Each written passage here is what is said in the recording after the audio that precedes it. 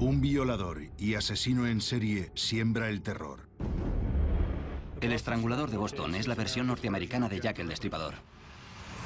13 asesinatos como ninguno hasta entonces. Había cosas sobre los asesinatos que no podían poner en los periódicos. Esas pobres mujeres asesinadas eran mayores y totalmente indefensas, o mujeres jóvenes al comienzo de su vida. Cuando cualquier hombre es sospechoso. Los crímenes fueron cometidos por más de una persona. Y toda mujer una víctima en potencia. Este tipo de depredador es la peor pesadilla para la policía. 13 muertas no descansarán en paz hasta que el caso del asesino en serie más famoso de Estados Unidos... Hay que volver a la acción. ...quede cerrado. El estrangulador de Boston.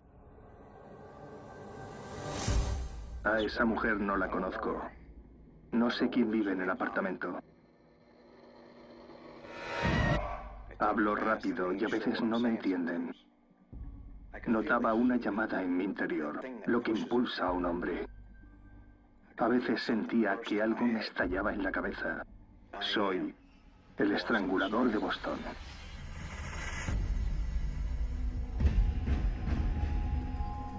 ...14 de junio de 1962... Back Bay, Boston. Anna Slesers, una costurera de 55 años, vive sola.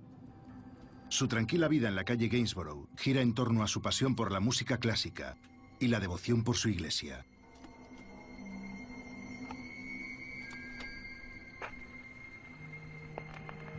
Dentro de 2 horas, su hijo Jarvis llegará para acompañarla a un funeral.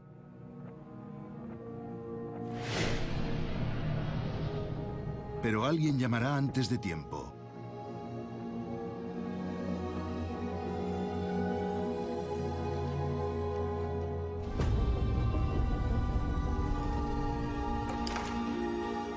He venido a hacer unos arreglos.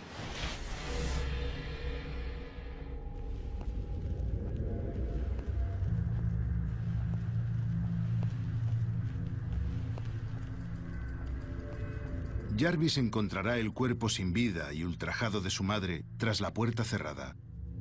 La macabra escena es impactante, incluso para el veterano detective de homicidios que llega primero. En la época del primer asesinato, mi padre era detective y trabajaba en la División 16 de Boston, la de Back Bay. Mi padre dijo que cuando abrió la puerta del apartamento, vio a Anna Slesers con las piernas abiertas y un gran lazo bajo el cuello, de manera que se viera en cuanto abrieran la puerta. Habían registrado sus pertenencias, pero las más valiosas estaban intactas. La policía clasificó el asesinato de Anna Slesers como un allanamiento de morada con complicaciones, aunque en privado, los detalles de la escena del crimen les preocupaban. En el Boston de los 60 la sexualidad no se trataba muy abiertamente. Y el primer estrangulamiento de Boston fue tan espantoso, sexual y horrible que afectó mucho a la gente. 30 de junio, Lynn, Massachusetts, 16 kilómetros al norte de Boston. Aproximadamente a las 8 de la mañana, los vecinos declararon haber visto a su amiga, Helen Blake, sacudiendo una alfombra por la ventana.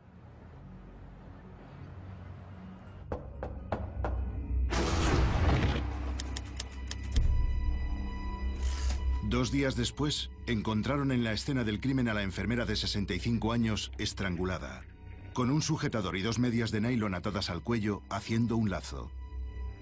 Como Anna Slesers había sido agredida sexualmente y dejado en una postura obscena. De nuevo, nada indicaba que hubieran entrado por la fuerza. Helen Blake fue la primera víctima con la que usaron medias de nylon. Descubrieron que había desaparecido porque no respondió cuando los vecinos llamaron a su puerta. 9 horas después de la hora de la muerte de Helen Blake, otra mujer mayor fue asesinada en Boston.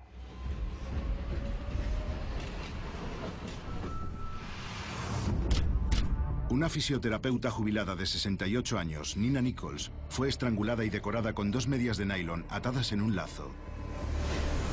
El informe del forense verificaría lo que la policía ya sospechaba: agresión sexual con un objeto encontrado cerca del cuerpo. Había aspectos de los asesinatos que no podían aparecer en los periódicos. Lo que les habían hecho a las víctimas no sabían cómo escribirlo. Eran crímenes sexuales, las dejaban en posiciones sexuales. Habían sido violadas y luego estranguladas. Hacerle algo así a una persona es la negación máxima de su humanidad. La convierte en un objeto de una manera horripilante. Es diferente a matar a alguien sin más. La escena del crimen de Nina Nichols planteaba otro detalle problemático. Como las otras dos víctimas, había dejado entrar al asesino. Los dos primeros casos no tenían por qué estar relacionados, pero después de 3 o 4, se lo empezaron a plantear. Una joven periodista del Record American estaba dispuesta a conectar los crímenes. La mayor pregunta al principio era si los crímenes estaban relacionados. Y la policía de Boston pensaba que obviamente no era así. Eso me pareció bastante absurdo. ¿De qué se trataba si no? ¿De 3 locos sueltos por la ciudad, estrangulando a mujeres y decorándolas con lazos? Fui a hablar con Jack McLean, que era el editor jefe del Record American, y le dije, ¿por qué no los investigo? Me respondió, ¿qué más da? No son nadie. Y yo le dije, esa es la cuestión, Jack. Podrían ser cualquiera de nosotros.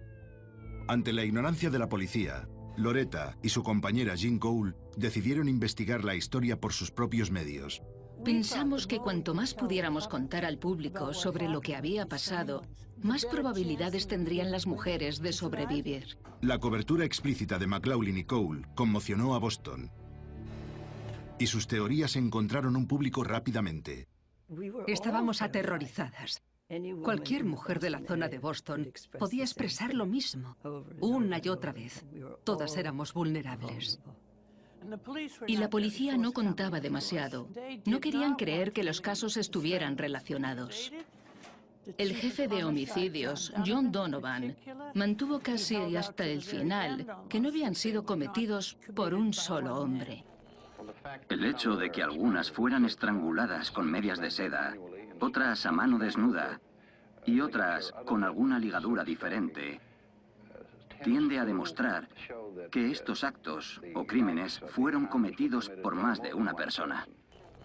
En plena tormenta mediática, Loretta se hizo con el control de la historia, poniendo un nombre a ese desalmado. El estrangulador de Boston. Un mal indescriptible, ahora tenía nombre. La histeria se apoderó de la ciudad. Hay miedo en Boston. Los repartidores tienen que dejar los paquetes en la puerta. Las organizaciones benéficas se están resistiendo y a la policía le cuesta que les dejen entrar en las casas. Señora, ¿qué opina del estrangulador? Ya ha hecho mucho daño. Deberían arrestarlo y que pague por lo que ha hecho. Os podéis imaginar a mujeres normales caminando por las calles con navajas en el bolsillo, usando horquillas como arma.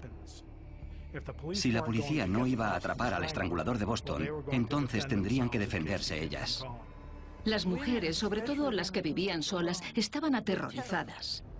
Como pueden ver por estas jaulas vacías, unas 30 en esta sala, hay una gran demanda de animales de todos los tamaños. Muchas dejaron sus habitaciones y se mudaron juntas durante un tiempo. Después de estos estrangulamientos, ha habido un incremento en las ventas de cerrojos.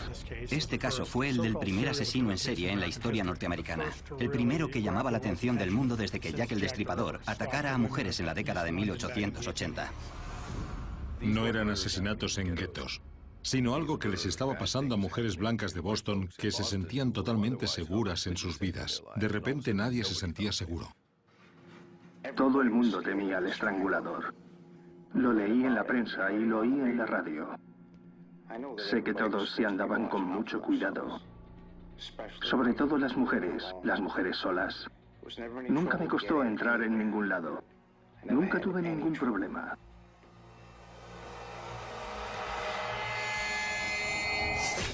La ciudad de Boston acabaría el verano de 1962 como había empezado, horrorizada ante la noticia de un asesinato psicosexual. El 21 de agosto, la policía encontró a una mujer de 75 años, Aida Irga. Llevaba 3 días muerta y estaba en la postura más grotesca. Tenía las piernas atadas a 2 sillas a 1,5 metros de distancia, con una luz encendida en medio. ¿Qué se le pasaría por la cabeza al que estaba haciendo todo eso? Loretta y sus compañeros siguieron informando de la escalada de depravación, pero la preocupación pública no se acababa ahí. Una de las cosas que fascinaba a la gente de Boston es que parecía imposible de atrapar. La gente le empezó a atribuir cualidades sobrenaturales. Comenzaron a mitificarlo. Como respuesta al pánico general, el comisario de policía Edmund McNamara canceló las vacaciones de todos los agentes de su jurisdicción. Cuando la población tiene miedo, la policía tiene una gran tensión que no desaparece, sino que se va acumulando, como en una olla a presión. En 9 días, la fe en que la presencia policial haría huir al estrangulador desapareció. El 30 de agosto, el cuerpo de Jane Sullivan, de 67 años de edad, fue encontrado en su bañera. La estrangularon a mano desnuda y la decoraron con 2 medias de nylon. No habían robado nada, ni forzaron la puerta para entrar.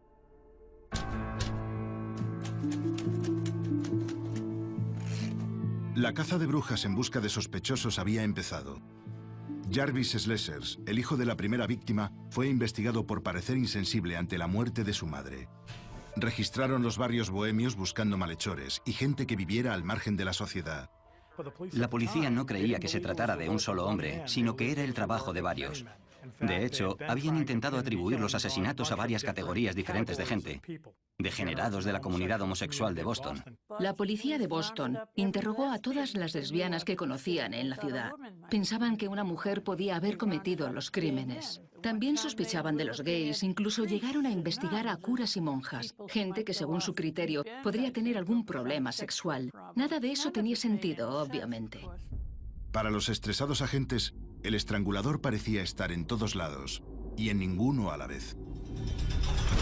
En poco más de 2 meses, 5 mujeres mayores habían sido estranguladas con medias de nylon, el cinturón de un albornoz y una funda de almohada. Todo eso atado con el mismo nudo doble en forma de cuadrado. Lo perturbador es que se conoce como el nudo de la abuela y se había convertido en una firma inconfundible. Pasarían 3 meses antes de que cayera la siguiente víctima. Cuando pasa un tiempo, siento algo. ¿Qué es? ¿El destino que me lleva de una a otra? Esta vez, todo sería diferente.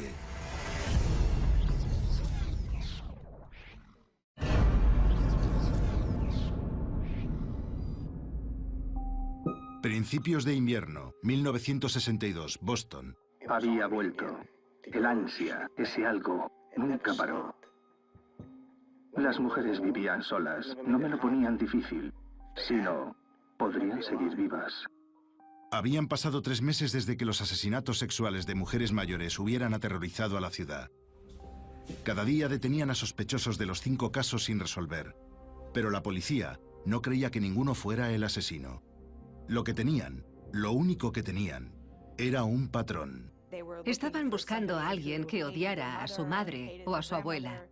¿Cómo puedes buscar a gente por la calle que odie a su madre o a su abuela? Soy cristiana, creo en Dios y que mientras haga lo correcto, Él cuidará de mí. Pero tomo todas las precauciones que puedo. Señora, ¿qué opina del estrangulador? No me da miedo ese loco. Más bien me compadezco de su alma. Y desearía que se entregase. Pero el estrangulador no tenía ninguna intención de rendirse. 5 de diciembre de 1962, 315 Huntington Avenue. Nunca había estado en ese edificio. Solo sé que lo que quiero es lo que necesito, lo que tengo que conseguir. Me quedé ahí un minuto mirando los nombres en el telefonillo. Después de comer, una estudiante de medicina de 20 años, Sophie Clark, se puso a escribirle una carta a su novio. Mi queridísimo Chuck, espero que esta carta encuentre bien al hombre que amo. Querido, ojalá no vuelvas a tardar tanto en contestar.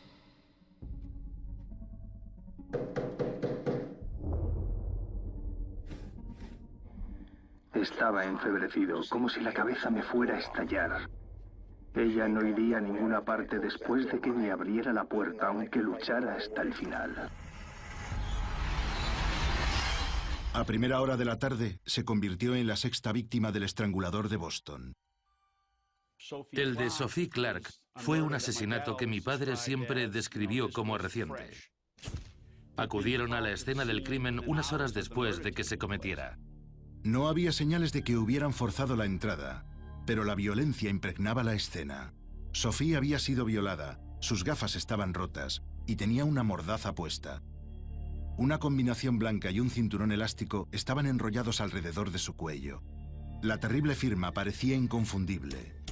¿O no?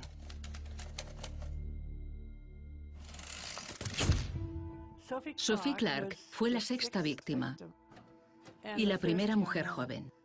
Tenía 2 compañeras de piso, pero estaba sola cuando fue asesinada. No sabíamos si había sido el estrangulador, porque no se trataba de una mujer mayor. El primer grupo de víctimas eran mujeres blancas de mediana edad. Y la siguiente fue una mujer joven y guapa, afroamericana. Este comportamiento es muy inusual en un asesino en serie. Y había algo más. El laboratorio policial confirmó la presencia de semen al lado del cuerpo. Después de las primeras 5 víctimas, el modus operandi del asesino cambió. No solo al elegir a mujeres más jóvenes, sino por la presencia de semen. En lugar de abusar sádicamente de las mujeres con objetos, hubo un cambio en el patrón, lo que me indica que posiblemente hubiera más de un culpable. El asesinato de Sophie Clark fue un mazazo para la ciudad de Boston. ¿Sería un imitador? ¿O ese desalmado había cambiado de apetitos?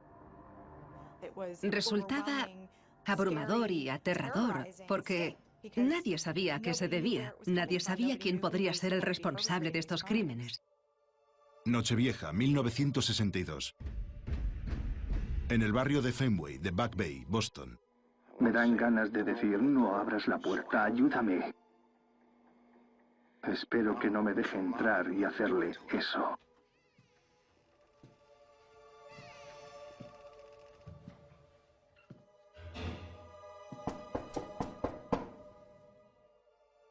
De todos los misterios que rodean al cambiante estrangulador, uno confundió a la policía más que el resto.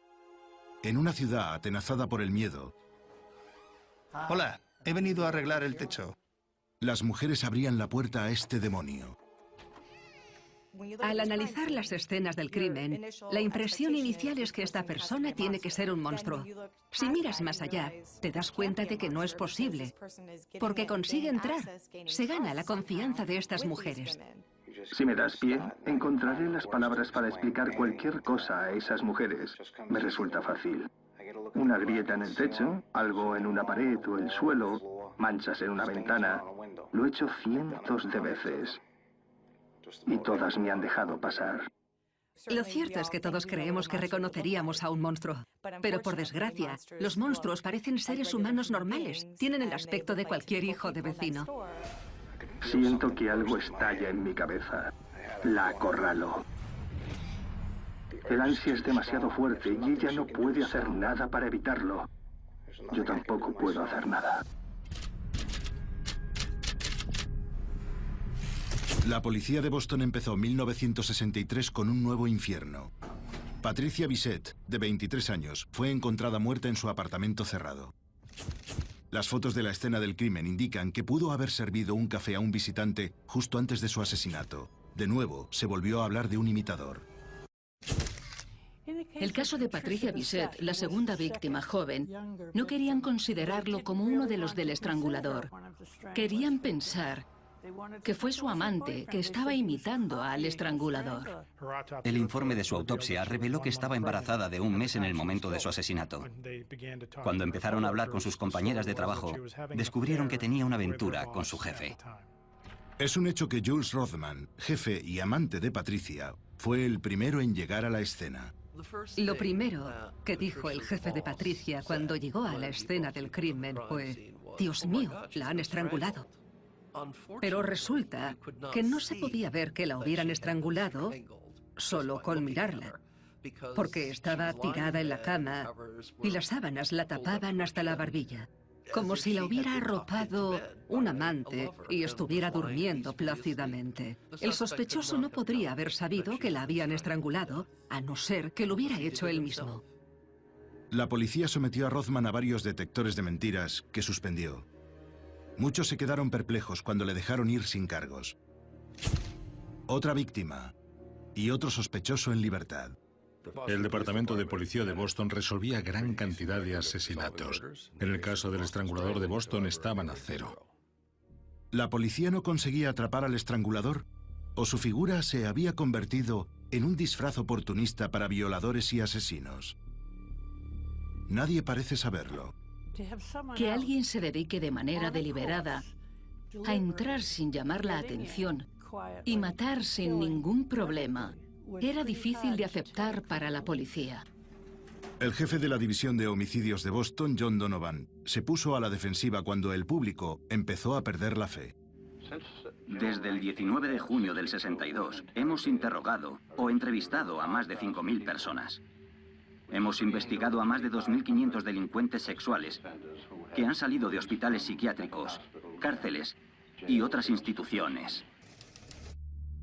Cada vez más, la policía recurrió al Dr. Ames Robbie, director del Hospital Psiquiátrico Estatal de Bridgewater, para identificar y evaluar a posibles sospechosos.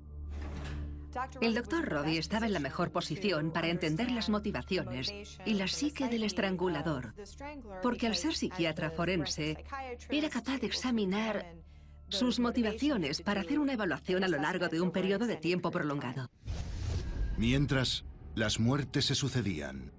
Estoy muy enfadado y no sé por qué. En cuanto le veo la nuca, no la cara, la presión aumenta como si fuera a explotar. Me cuesta respirar. Voy a asfixiarla. El mal y el bien no tienen nada que ver. 8 de mayo de 1963. Después de 5 meses de alivio, la octava víctima depara un nuevo horror. Por primera vez, la escena del crimen es un baño de sangre. Beverly Sammons fue apuñalada 21 veces con su propio cuchillo de cocina. La cantante de ópera de 23 años sufrió 4 heridas en la garganta y 17 más en un patrón circular alrededor de su pecho izquierdo. El nivel de violencia es impactante, incluso para el estrangulador. Pero su firma sigue encontrándose en la escena. Una vez más, la policía se enfrenta a un cambio en el patrón. ¿Deberían buscar a varios culpables o solo uno?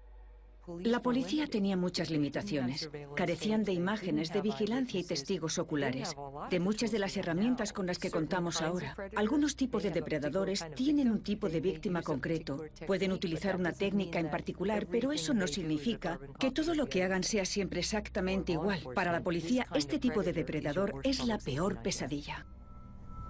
Nunca me quedo satisfecho. No recuerdo la última vez que estuve satisfecho más de media hora sin desearlo otra vez.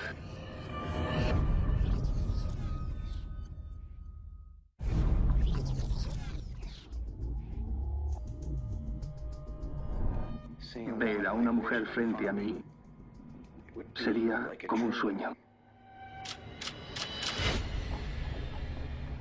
No sabía dónde iba, ni lo que pensaba.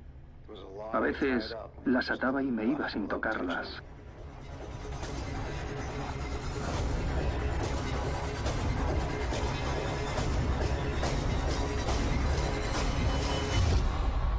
Principios de otoño de 1963, Salem, Massachusetts.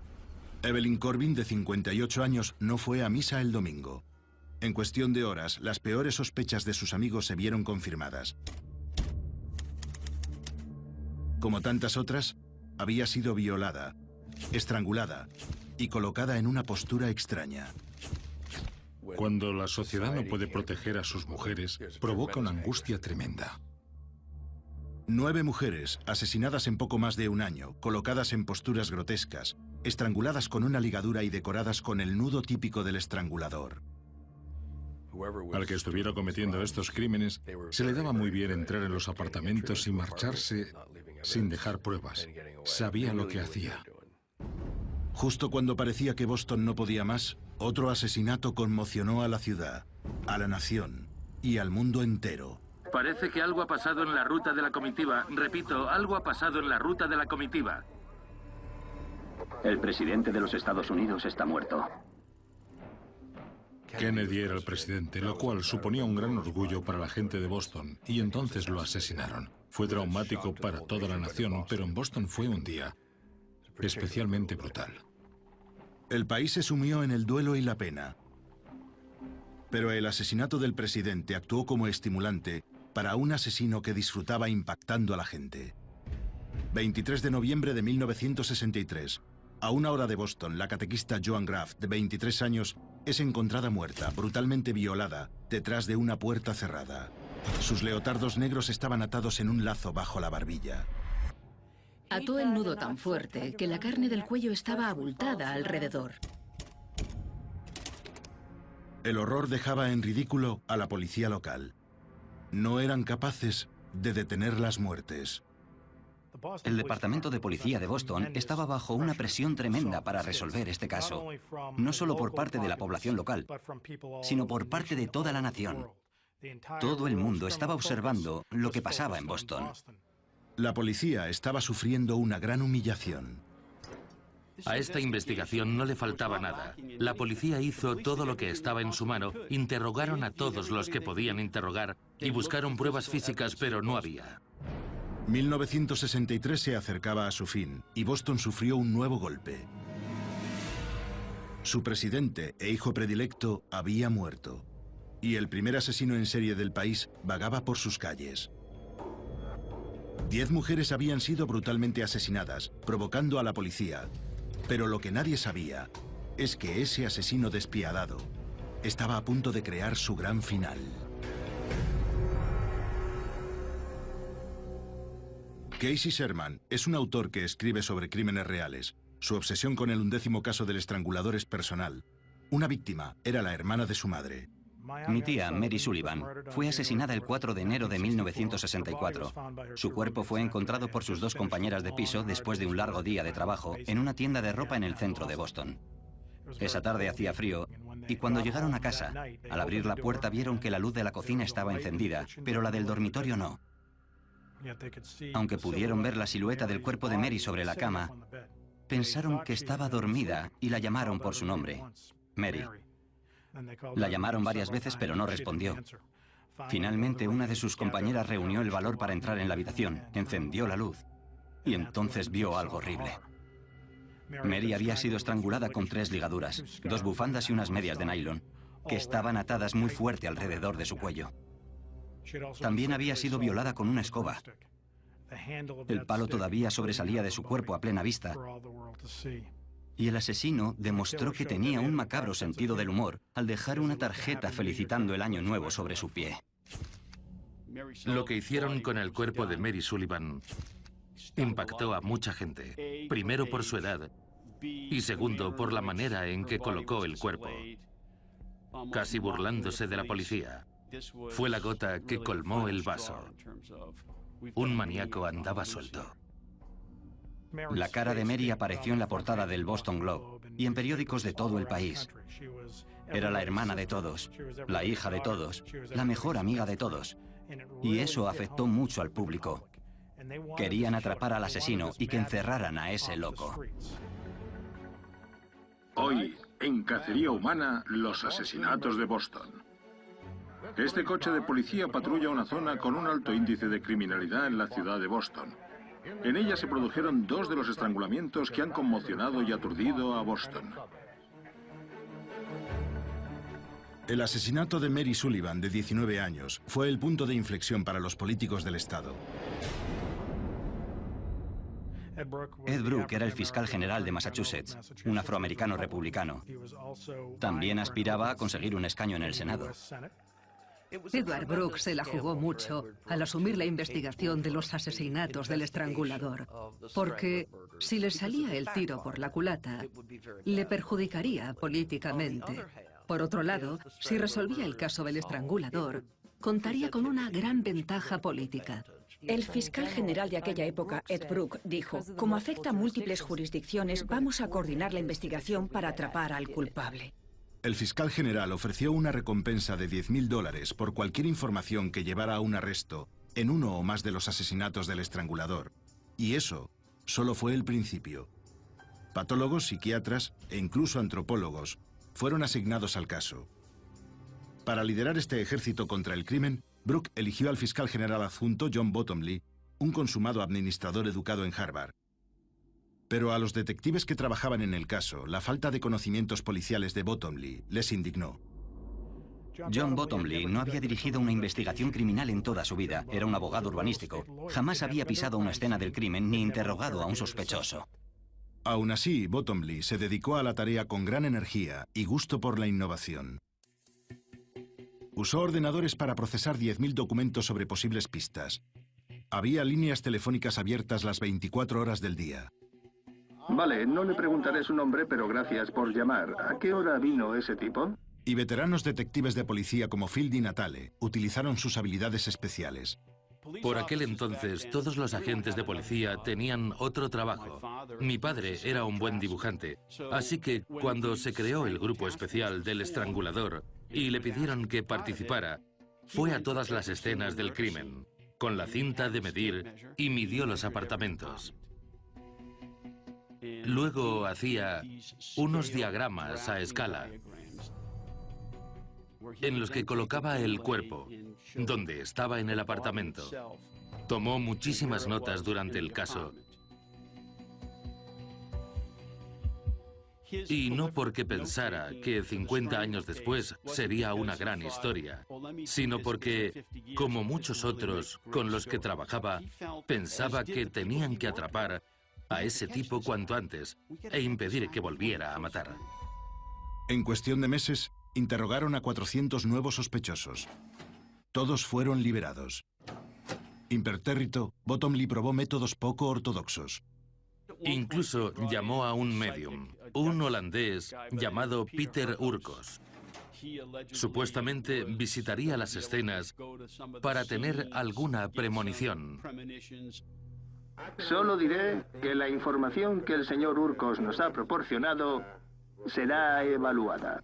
Sorprendentemente, Urkos llevó a la policía hasta uno de los sospechosos más intrigantes hasta la fecha. Un hombre solitario con un fetichismo compulsivo.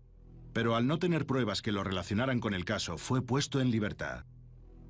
Los periódicos aprovecharon la historia para volver a burlarse de la policía de Boston. Lo investigaban todo. Y después de un año, no tenían nada.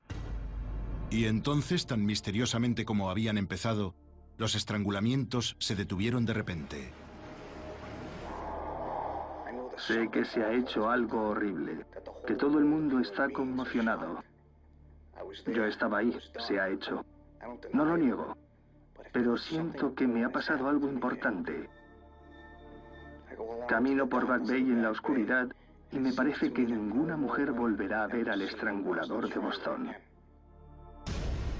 Boston, enero de 1965. El año nuevo comienza con una calma muy apreciada. Han pasado 12 meses desde que se encontró a la última víctima. El grupo especial del estrangulador sigue activo y la gente quiere creer que la pesadilla ha terminado. Pero no todo va bien en la comunidad. Nuevos informes de violaciones y ataques sexuales llegan a oídos de la policía. Era como si viviera rodeado de niebla. Si paso al lado de policías, estarán buscando al estrangulador. Las cosas están cambiando. Me da miedo lo que he hecho y no quiero volver a hacerlo. Como el estrangulador, el atacante entra sin usar la fuerza, somete a sus víctimas, las viola a punta de navaja y se va. Entonces, el 27 de octubre de 1964, una mujer de Cambridge describió la cara del atacante y su ropa de trabajo de color verde. Operadora, necesito a la policía. Quiero denunciar una agresión. Se convirtió en el hombre de verde. Y su radio de acción era amplio: Massachusetts, New Hampshire, Rhode Island y Connecticut. La policía acusa a Albert DeSalvo, un albañil de 33 años que vive en el suburbio de Malden. Tenía antecedentes por faltas leves, siendo menor, una serie de cargos de allanamiento y más adelante arrestos por tocar a mujeres contra su voluntad. Empezó como voyeur y exhibicionista. Y luego progresó a una especie de engaño. Iba de puerta en puerta fingiendo ser un cazatalentos de una agencia de modelos.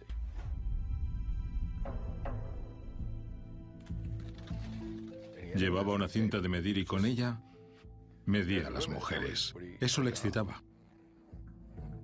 Sabía qué decir y qué hacer. Les ofrecía dinero, más de lo que ganaban trabajando, y además serían famosas modelos. Al principio se contentaba con medir a las mujeres, luego quiso tocarlas. Cada vez necesitaba más para satisfacer esa obsesión que tenía, y al final empezó a violarlas. Las ataba a la cama y las violaba mientras estaban atadas. Por la naturaleza psicosexual de sus crímenes, DeSalvo acabó en el hospital psiquiátrico Bridgewater. Allí, el jefe de psiquiatría, el Dr. Ames Robbie, se fijó en su narcisismo. Al parecer tenía un gran ego. Era un fanfarrón. Presumía de sus conquistas sexuales. Dijo que a lo largo de su vida se había acostado con 2000 mujeres. Pero DeSalvo también mostraba arrepentimiento. Lo siento. Por favor, perdóname. En los crímenes del hombre verde, quedó claro por lo que le dijo a una de sus víctimas que se sentía culpable por lo que hacía, por la obsesión que lo controlaba. 2 meses después, Albert DeSalvo llamó la atención del Grupo Especial del Estrangulador como posible sospechoso de los 11 asesinatos sin resolver. En enero de 1965 habían entrevistado a cientos de sospechosos, a cualquiera que cayera entre sus manos. Entonces recibieron la llamada de una enfermera, que hasta el día de hoy permanece en el anonimato, y les dijo: alguien me violó y creo que podría ser sospechoso de los estrangulamientos. Comprobaron sus antecedentes y vieron que estaba en el hospital psiquiátrico Bridgewater. Estaban convencidos de que era su hombre. El Dr. Robbie no creía que DeSalvo fuera capaz de cometer asesinatos sádicos. Pero uno de los compañeros de Albert había llegado a una conclusión diferente. En aquella época, Albert tenía como compañero a un hombre llamado George Nassar, que era el candidato favorito de la policía de Boston para ser el estrangulador. George Nassar era un asesino convicto y DeSalvo le explicó cómo asfixiar a alguien. Le dijo: es muy fácil, tienes que apretar la arteria carótida. Nassar dijo que DeSalvo se lo hizo a él y empezó a perder el conocimiento. ¿Pero de verdad habría matado a alguien? ¿O sería una fanfarronería carcelaria? Cuando los dos empezaron a hablar de los estrangulamientos, DeSalvo sabía tanto de los asesinatos que casi reconoció su autoría. Nassar habló de DeSalvo con su propio abogado, que se estaba labrando una reputación como el defensor público imbatible de Boston, F. Lee Bailey. Bailey había ido a Bridgewater para entrevistar a su cliente, George Nassar, que estaba ahí por un asesinato, y le dijo al guarda: trae a DeSalvo. Es testigo de un caso en el que estoy trabajando con George Nassar. Habló con DeSalvo y le cayó bien. Su principal interés era si podría escribir un libro y ganar dinero para dejárselo a su familia. Sabía que, dados los cargos de los que le acusaban, robo, allanamiento y violación, por los casos del hombre de verde en Cambridge, Massachusetts, y con sus antecedentes, no volvería a salir de la cárcel. Lo que pasó a continuación hizo que el caso del estrangulador de Boston fuera una fuente de polémica durante los 50 años siguientes. Estaba atrapado, no tenía nada que perder.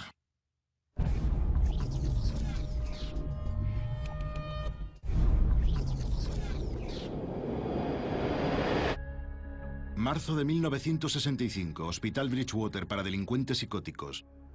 El abogado estrella F. Lee Bailey se sentó con el preso Albert DeSalvo, al que iban a juzgar como el famoso violador, el hombre de verde. Pero su conversación pronto giró hacia un caso más importante. No dijo: soy el estrangulador. Yo le hice preguntas sobre algunos asesinatos, si recordaba algo, y él me respondió. Pensó que si encontraba la manera de contar su historia y que le pagaran por ella, su familia recibiría el dinero. Esa sería la única contribución que haría para mantenerlos lo que le quedaba de vida. Bailey tenía en su poder información que buscaban los principales cuerpos policiales de Boston. En lugar de ir a hablar con el grupo especial de Edward Brooke, John Bottomley, mi padre o cualquier investigador, F. Lee Bailey se chivó al Departamento de Policía de Boston, al jefe de homicidios, y le dijo: creo que sé quién es el estrangulador. Dame detalles de algunas escenas del crimen que solo pueda conocer el asesino. Y se los dieron. La policía estaba discutiendo sobre quién debería llevarse el mérito si atrapaban al estrangulador, qué homicidios tenían prioridad. Y algunas figuras implicadas querían sacar tajada. Algunos llevaban trabajando en ello mucho tiempo y se habían acercado mucho. Imaginaos qué pasaría hoy en día si mataran a 13 mujeres en Boston y un abogado dijera: ¿por qué no me dais algunos detalles de las escenas del crimen que no conozca nadie? Eso no pasaría jamás. Había preparado 5 preguntas cuya respuesta solo conocía la policía, no yo. Se las pasé a Albert y sus respuestas coincidían con lo que sabía la policía, no con lo que los periódicos habían publicado, y ese era el objetivo de la prueba. Bailey volvió con una grabación y la escucharon distorsionada para que nadie pudiera reconocer la voz de DeSalvo. La estrangulé con las manos. Todos se miraron y dijeron: Dios mío, es el estrangulador. La policía metropolitana vino a tomar la huella de la palma de Albert el día después de que yo aceptara ser su abogado. No se habrían perdido mucho. Albert nunca dejó huellas. Mi padre me dijo que llevaban investigando 3 meses a Albert DeSalvo, antes de que F. Lee Bailey hubiera oído siquiera su nombre. Un día después, mi padre fue a Bridgewater para entrevistar a DeSalvo. Bailey se metió en el caso y obviamente el resto es historia. Con Nassar y DeSalvo como clientes, Bailey se apresuró para avanzar en sus casos. Nassar y DeSalvo pensaron que podrían cobrar la recompensa ofrecida por la información que llevara al arresto del asesino o asesinos. Habían entendido que les darían $10,000 a cada uno por todas las víctimas. F. Lee Bailey le dijo en un telegrama a George Nassar: considérate un ganador, que significaba: te llevarás una recompensa de $110,000. Se habló mucho de que a lo mejor habían convencido a Albert de que lo hiciera, que él no había hecho nada y fue George Nassar el que le dio toda la información. Aunque la policía ahora tenía una confesión del hombre que creían que era el estrangulador, eran incapaces de seguir adelante con la acusación. La policía por fin aceptó que era Albert, pero no podían acusarle de los estrangulamientos porque no tenían pruebas. ¿Le juzgamos por los estrangulamientos? ¿Tenemos las pruebas suficientes? ¿Le mandamos ante el jurado? El fiscal general, Edward Brooke, decidió que no pensaba que el gran jurado le fuera a condenar, y puede que tuviera razón. Así que, al final, le dijo: llegaremos a un acuerdo.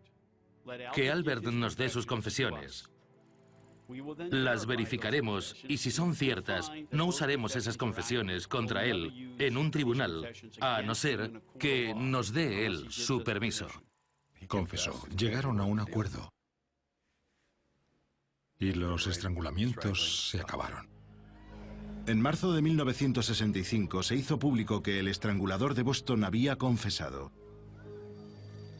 En Belmont, Massachusetts, Ellen Younger recibió una llamada del capataz de una cuadrilla que había trabajado en su casa 2 años antes. Cogí el teléfono y era Rush Bloomer. Me dijo: señora Younger, tengo una noticia increíble para usted. Yo le dije: ¿cuál? Y me contestó: Al DeSalvo es el estrangulador de Boston. Y las piernas me fallaron. Cuando tenía 6 meses, mis padres contrataron a una cuadrilla de albañiles para añadir una habitación a la casa. Y uno de ellos se llamaba Al. Una mañana temprano se presentó sin avisar. Mi padre ya se había ido al trabajo, así que mi madre y yo estábamos solos en casa. Y él no tenía que estar allí.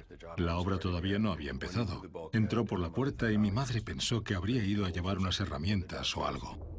Oí que entraba un hombre y que bajaba corriendo al sótano gritando: Señora Younger, señora Younger, baje. Abrí la puerta del sótano.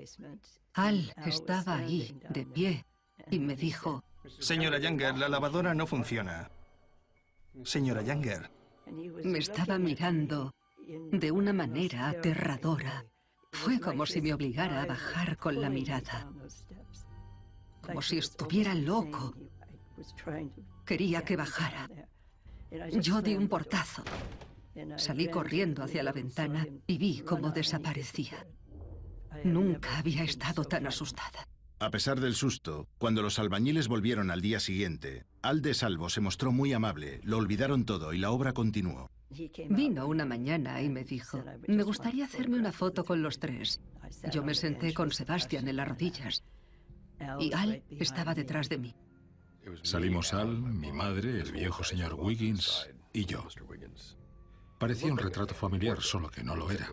Y Al tenía la mano que probablemente mató a un montón de gente apoyada en el pecho, justo detrás de la cabeza de mi madre.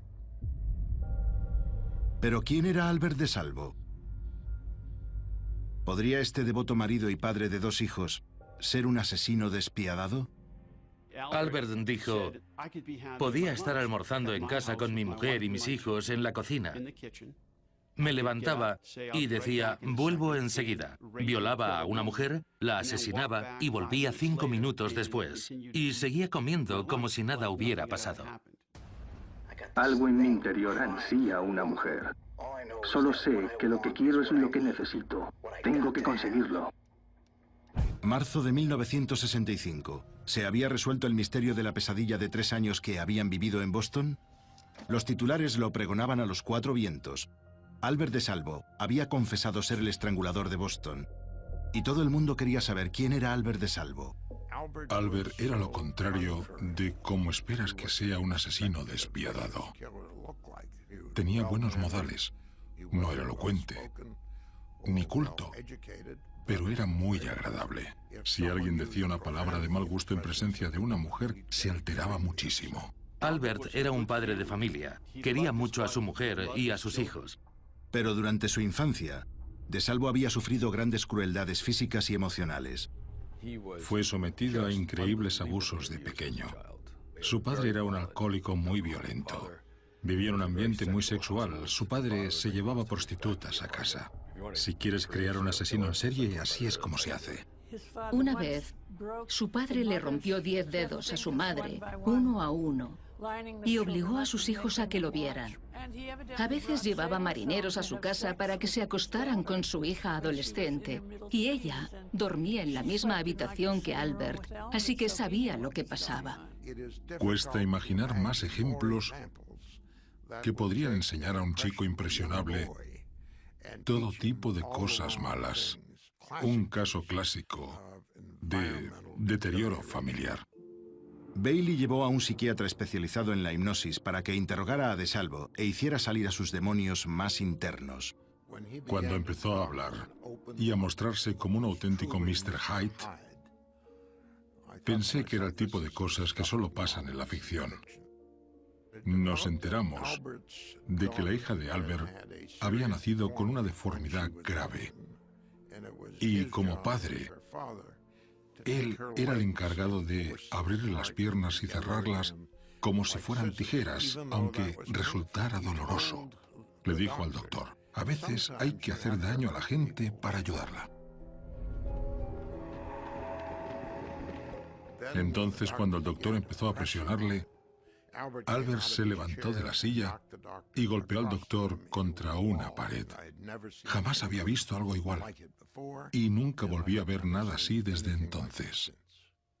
Si cogemos la vida personal de Albert y la superponemos con los asesinatos, veremos que estaba pasando por un mal momento en su matrimonio. Discutía mucho con su mujer y quería matarla. Pero aunque de Salvo tuviera el alma del estrangulador, no había mucho que le conectara a los 11 asesinatos, aparte de sus propios alardes. Una conclusión a la que llegó el doctor Robbie es que ese impulso que de Salvo tenía de alardear hacía que su confesión fuera dudosa. Y hay otras cuestiones. La serie de 11 casos dificultaba que los expertos en criminalística pudieran atribuirlos a un solo hombre. Las primeras 5 víctimas eran mujeres mayores asesinadas en un solo verano y violadas sin consumar el acto sexual. Las últimas 6 tenían todas, excepto una, menos de 25 años, y se encontró semen dentro o cerca del cuerpo. Muchos creían que los últimos estrangulamientos habían sido obra de imitadores y que DeSalvo podría ser uno de ellos. DeSalvo podría ser un imitador por sus sentimientos narcisistas, su egoísmo, su deseo de reconocimiento y afán de protagonismo. Otros dudan de que en Boston pudiera haber más de un estrangulador con una depravación tan característica. Los crímenes eran únicos. ¿Quién había oído hablar de estrangular y de decorar a sus víctimas? Era muy raro. Imaginar que varias personas fueran capaces de cometer estos crímenes es escalofriante.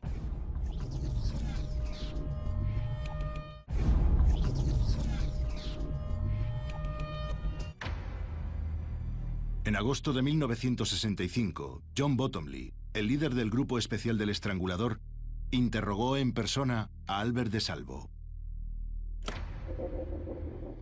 Ya estamos grabando, Albert.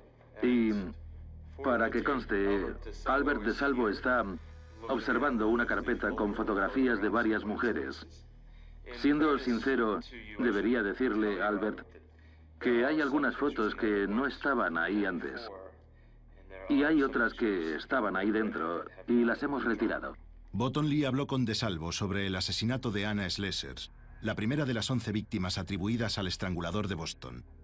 Me gustaría retroceder un poco y que me contara un poco sobre el número 77 de Gainsborough Street. Llamé a la puerta del apartamento 3F. Abrió una mujer con una bata azul, creo que de franela. Le dije, he venido a hacer unos arreglos. Hablamos sobre el trabajo y me dejó entrar. Se dio la vuelta y yo estaba detrás de ella. Le di un golpe en la cabeza con una plomada. Cogí el cinturón de la bata. Era azul. Se lo puse alrededor del cuello y le di 2 vueltas. Lo apreté bien. Y lo até para hacer un lazo, ¿comprende?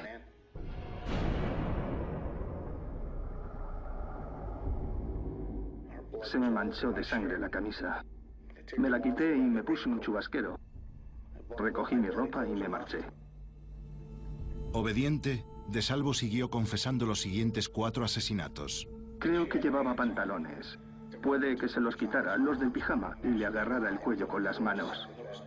Estaba viva, pero me clavó las uñas. Usé 2 medias de nylon. Sabía que dejaría de respirar. Le quité las gafas y las dejé en el suelo. ¿Podríamos parar un momento? Quiero comprobar que se está grabando.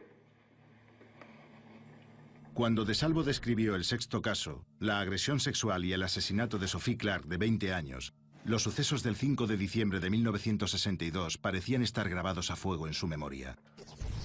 Llegué a Back Bay, por detrás del Symphony Hall. Sabía que entraría en algún lado para hacer lo que tenía que hacer.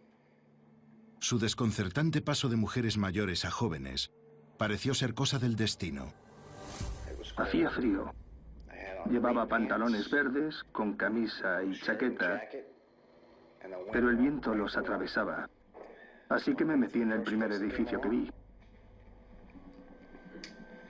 Llamé a la puerta y la chica que abrió era Sophie Clark. Una chica negra, preciosa. Orgulloso, detalló su modus operandi.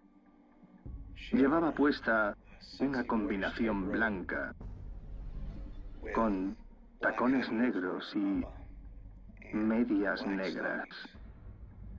Sabía que tenía miedo, pero yo seguía hablando. Escucha, ¿sabes qué, Sophie? Le dije, con esa figura podría ser una modelo. Todas se sienten halagadas cuando les dices que son mejores, que tienen mejor tipo, son más guapas, más listas, o lo que sea. Se lo creyó. Aunque muchas no se lo creen.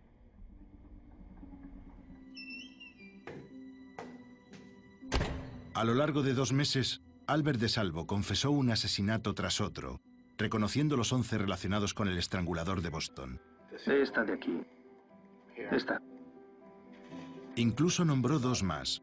Mary Mullen, de 85 años, que murió en sus brazos de un ataque al corazón. Y Mary Brown, de 69, que murió de una paliza. Pero a pesar de los detalles de su relato, algunos dudan de la credibilidad de las confesiones de DeSalvo. Entre los principales escépticos destacaba el director médico de Bridgewater, el Dr. Ames Robbie. El Dr. Robbie no creía que DeSalvo pudiera haber sido el estrangulador de Boston, porque no le veía a un lado sádico. Le consideraba un hombre encantador, un fanfarrón, un narcisista, alguien que quería ser el centro de atención, pero no creía que tuviera el lado sádico y agresivo que se podría esperar del estrangulador de Boston, sabiendo cómo se habían cometido esos crímenes. Casi todos los del grupo especial creían que el caso no dependía del perfil o pruebas físicas, sino de la capacidad de DeSalvo de recordar detalles que solo conocían los investigadores, y como era de suponer el propio asesino. Albert dijo a lo largo del interrogatorio que se había llevado un chubasquero del apartamento. Entonces llamaron a la hija y le pidieron que describiera el chubasquero de su madre. Según mi padre, la hija de Anna Slesers le dijo: "Yo tengo uno igual". Mi madre compró 2 del mismo estilo. Uno para ella y otro para mí. Fueron a por el chubasquero y lo metieron en una caja. Luego compraron otros parecidos. Se los llevaron a Albert y eligió el chubasquero. El correcto. Albert había atacado a una chica joven muy atractiva. Una mulata de 19 años, creo, y descubrió que tenía la menstruación. Le quitó la compresa y la tiró debajo de una silla.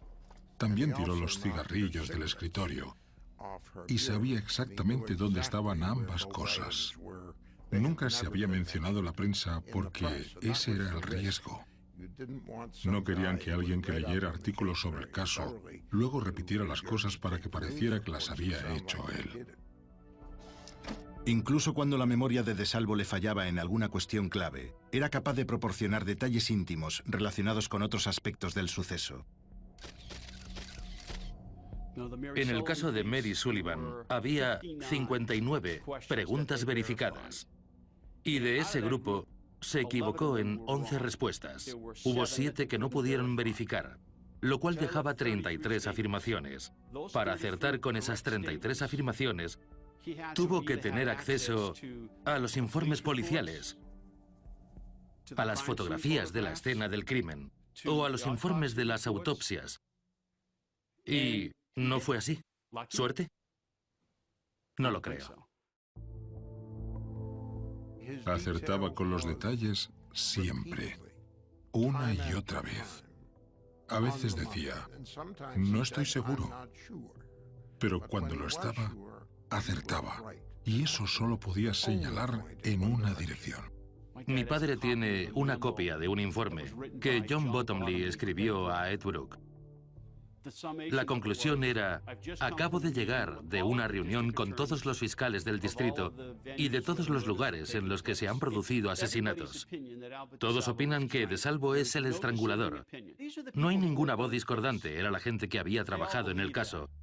Todos lo creían, pero como no había ninguna prueba directa, no tenían huellas dactilares, ni testigos oculares.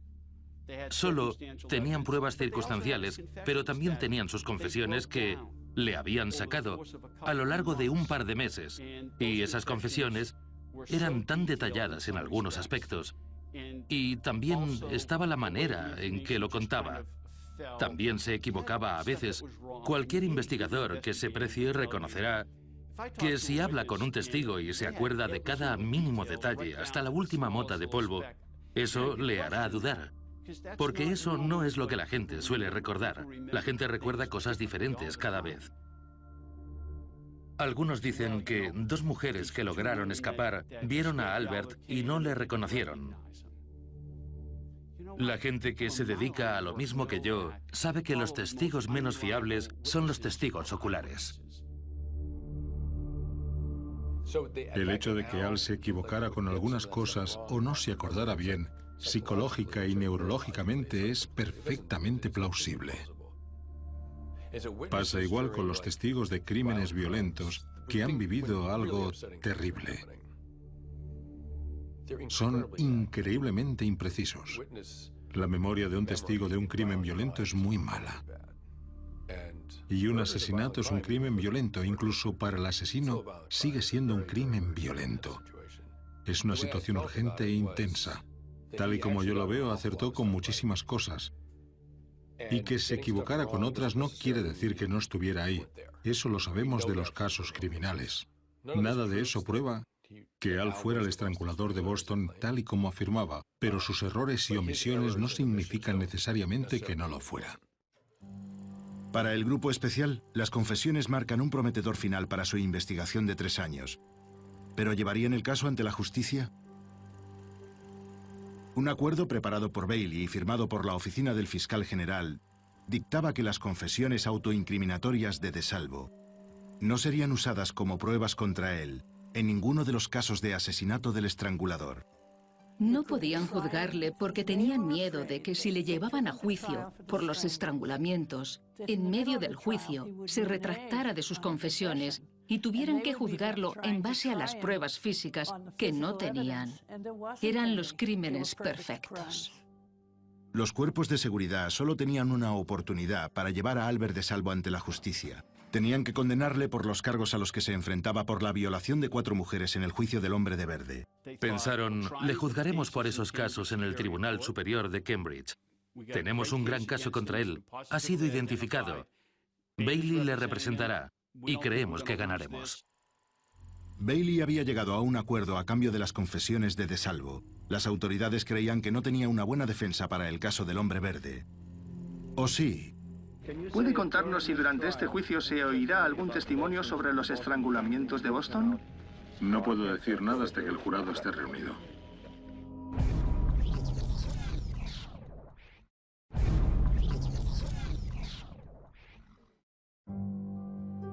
Juzgado del Distrito de Cambridge, octubre de 1966. El juicio del hombre de verde colocó al ingenioso abogado de DeSalvo, F. Lee Bailey, en el centro de un circo mediático. Señor Bailey, ¿nos concede 30 segundos frente a estas cámaras? ¿Podríais apartaros? ¿Nos podría contar algo del juicio antes de que comience? Sí, que el juez ha ordenado a los abogados que no concedan entrevistas. Todo el mundo quería saber cómo se enfrentaría Bailey al caso. ¿Intentaría conseguir la libertad para el estrangulador de Boston confeso? ¿Puede contarnos si durante este juicio se oirá algún testimonio sobre los estrangulamientos de Boston? No puedo decir nada hasta que el jurado esté reunido. La fecha del anticipado juicio era el 10 de enero de 1966. Desperté y vi un hombre sentado en la cama. Bajó las mantas, me subió el camisón y empezó a tocarme. Le dije que alguien llegaría en cualquier momento y se fue corriendo. Cada día, la gente hacía cola con la esperanza de ver a DeSalvo y escuchaban atentamente los testimonios de las víctimas. No llegué a verle bien. Abrió la puerta de golpe. Noté algo afilado contra mi garganta y me dijo, no hagas ruido ni grites, o te cortaré el cuello de oreja a oreja. Él me puso boca abajo. Cogió el pijama de mi marido de la silla y me ató los pies. Las declaraciones de las testigos contra DeSalvo fueron devastadoras y la acusación esperaba un resultado favorable. Pero la defensa estaba preparada. No culpable por enajenación mental. Durante el juicio, F. Lee Bailey presentó las confesiones del estrangulador de Boston ante el tribunal. Se suponía que los estrangulamientos los había cometido alguien que estaba loco, solo por la constancia del patrón. Así que intenté usar las pruebas psiquiátricas de estos otros actos por los que no le estaban juzgando, pero que eran significativos para evaluar su condición psiquiátrica. En un movimiento brillante ante el fiscal general de Massachusetts, Bailey presentó las confesiones que él mismo había vuelto inadmisibles para el caso del estrangulador. ¿Le ató las manos por delante o por detrás? Por detrás. De acuerdo. Y luego le puso una mordaza. Si declaraban loco a DeSalvo, Bailey sabía que a su cliente le enviarían a un hospital en lugar de a una prisión de máxima seguridad. Quería que le llevaran a alguna institución mental especial para que lo estudiaran. Quería descubrir qué le había pasado en la cabeza para hacer todas esas cosas horribles. Pero independientemente de a dónde le enviaran, el jurado e incluso Bailey consideraban que las confesiones justificaban una sentencia a cadena perpetua sin libertad condicional. El jurado que lo condenó dijo: nos da igual si está como un cencerro o como una cabra, y especialmente si es el estrangulador, no debería volver a pisar la calle.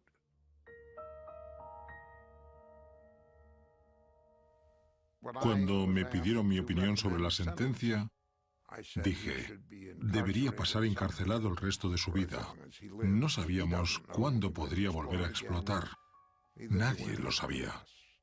Sin rencores, creo que Massachusetts acaba de quemar otra bruja. Si esto fuera un caso de asesinato, estaría de camino a la silla eléctrica y la sociedad no sabría lo que causó que Albert DeSalvo hiciera lo que hizo. Y lo que es más importante, cómo detener al próximo cuando tenga 15 años. Aunque Bailey había salvado a DeSalvo de su ejecución, no pudo salvarlo de sí mismo. Encerrado en el hospital psiquiátrico de Bridgewater, DeSalvo tuvo que enfrentarse a sus demonios internos. Desesperado y nervioso, urdió un plan para escapar de ese ciclo de locura.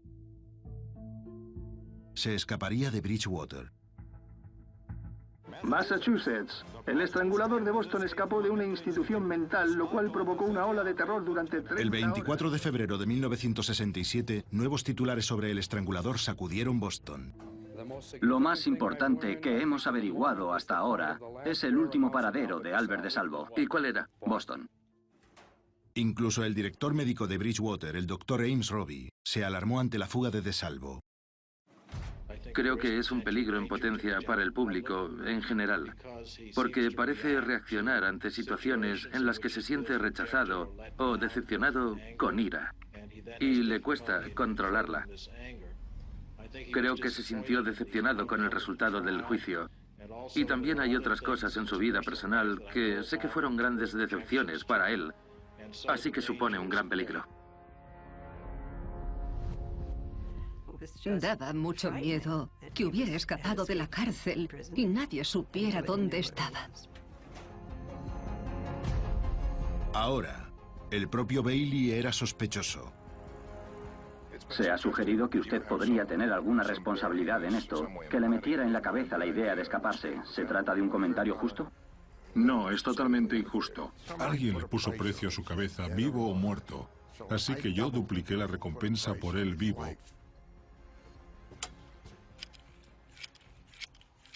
Y me llamó desde una cabina. ¿Señor Bailey? Sí, soy Al. Quiero entregarme. Apunté la dirección. Y le dije, quédate donde estás y no hables con nadie. Mandé a la policía y ellos le recogieron. 3 días después de su fuga, Albert DeSalvo fue arrestado en Lynn, Massachusetts. El público por fin oyó la voz del propio estrangulador. Albert, ¿le importaría sentarse? Que se calme todo el mundo. Sí, que se siente todo el mundo. Le dije al dueño de la tienda quién era y que quería hablar con mi abogado, F. Lee Bailey, y que no le haría daño a nadie. Mi único objetivo al marcharme de la institución... ¿Albert lo cumplió? Sí, no molesté a nadie. Pero DeSalvo no volvería a la institución mental, sino que fue enviado directamente a la prisión de máxima seguridad de Walpole. El estrangulador de Boston, con Tony Curtis. Editores y directores de cine ganarían millones de dólares gracias a las confesiones de DeSalvo, mientras que solo una parte simbólica llegaría a su familia. Confesó esos crímenes porque pensó que podría sacar algo a cambio por los derechos de un libro o una película, que le tratarían mejor en la cárcel. Era su secreto e intentó cambiarlo por algo. Con el paso de los años se dio cuenta de que lo había cambiado por nada, que no había sacado nada a cambio y que había sido perjudicial para él admitir que era el estrangulador de Boston.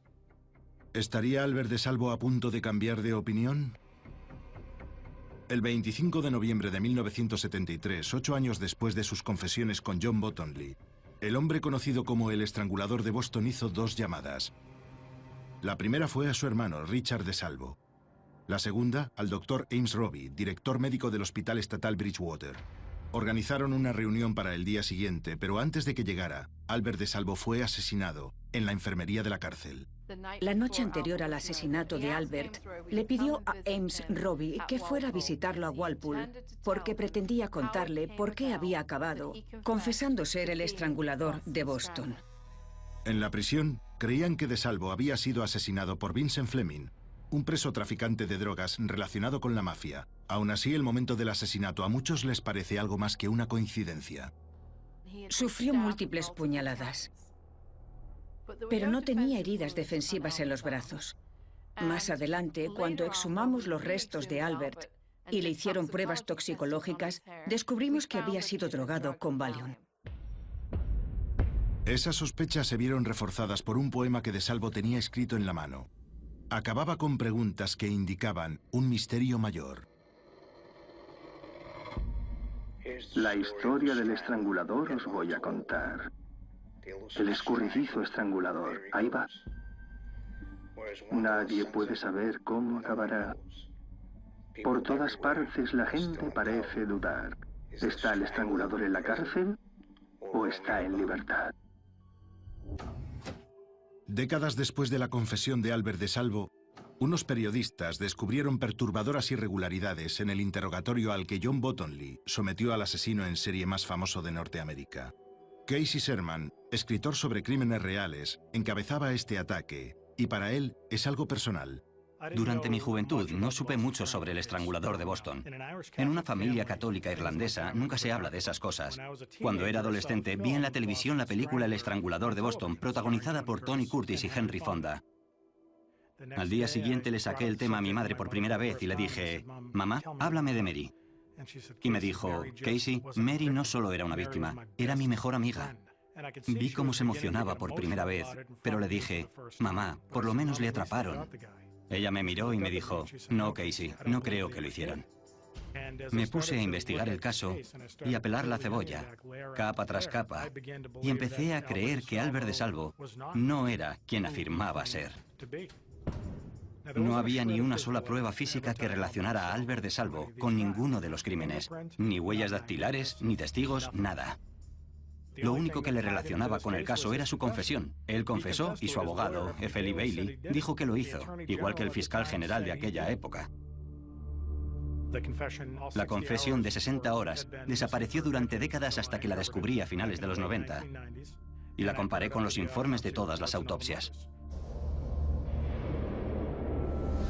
Hablemos ahora de Mary Sullivan, ¿de acuerdo? Quiero saber cómo entró. Llamé a la puerta. ¿Y qué le dijo?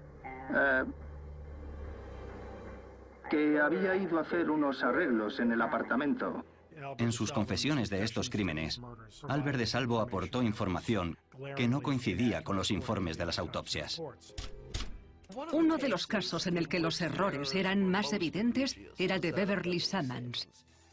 Albert dijo que la había apuñalado 6 o 7 veces, que había cogido el cuchillo y lo había tirado a un pantano. El cuchillo que fue usado para asesinar a la señorita Sammons fue encontrado por la policía en su cocina, en el fregadero. Sabían que era el cuchillo que se había usado para matarla porque estaba manchado con su sangre. Cambridge tenía un sospechoso para ese asesinato. Sabía cuántas veces había sido apuñalada. Y su confesión del asesinato de Beverly Sammons era mucho más convincente que la de DeSalvo. Los errores más significativos de las confesiones de DeSalvo están relacionados con Anna Slessers, Aida Irga y Helen Blake. Afirmó haber violado a una serie de víctimas que no habían sido violadas, al menos genitalmente. No había semen presente. Se salía bastante del guión. Y la labor de John Bottomley en el interrogatorio era que volviera al guión. ¿Tenía las manos atadas y entonces la estrangulaste? ¿Después de eyacular? Has dicho que la penetraste. Seguro que la estrangulaste cuando tenía eso sobre la cabeza, ¿verdad? Tenía las manos cruzadas y me subía encima de ella. ¿Después del acto sexual? Eso es lo que me despista. ¿Practicaste el sexo con ella? Sí. Escuchar a John Bottomley guiar a Albert DeSalvo hacia las respuestas que él quería fue esclarecedor y planteó preguntas que han persistido medio siglo. Los cuerpos policiales se encontraban bajo una gran presión por parte de la prensa para resolver este caso. Y tenían a alguien de Salvo dispuesto a confesar todos los asesinatos. Eso zanjaría el caso que había paralizado Boston. ¿Por qué no aprovecharlo? Las confesiones de Albert no concuerdan con los detalles de las escenas del crimen. Había muchas discrepancias, tantas que su confesión le exculparía ante un jurado en lugar de condenarle. El asesinato de Patricia Bissett creo que fue un intento deliberado de librarse de alguien y cargárselo al estrangulador. Tenían un buen sospechoso que era su jefe. Ella tenía una aventura con él.